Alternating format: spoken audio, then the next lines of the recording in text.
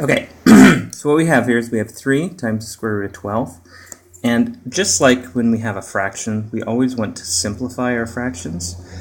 Well, the same can be said for square roots.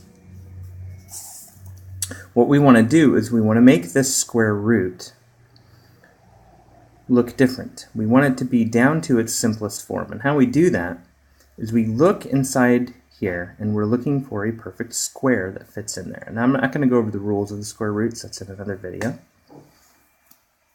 So here I just want to remind you that this is actually 3 times the square root of 12. Sometimes people like to make it plus or minus, but it's not, it's really times. Okay. So what I'm going to do is I'm going to break 12 up into 4 times 3, because 4 times 3 is 12. So this is another way to write 12, 4 times 3.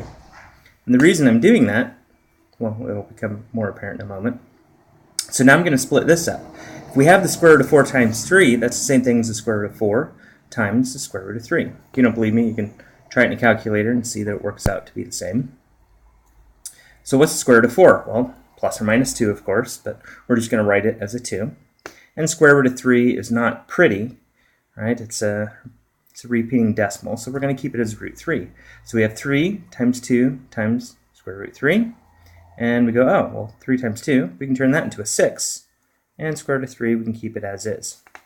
And just a reminder that there really is a plus or minus in front of that 6. And that plus or minus really can be quite important depending on the problem that you're doing. In the homework, you don't have to put in the plus or minus.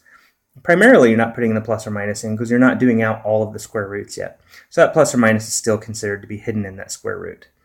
But if you were to write down plus or minus 6 square root 3, you would make a math instructor very proud. But 6 square root 3 will suffice for the answer.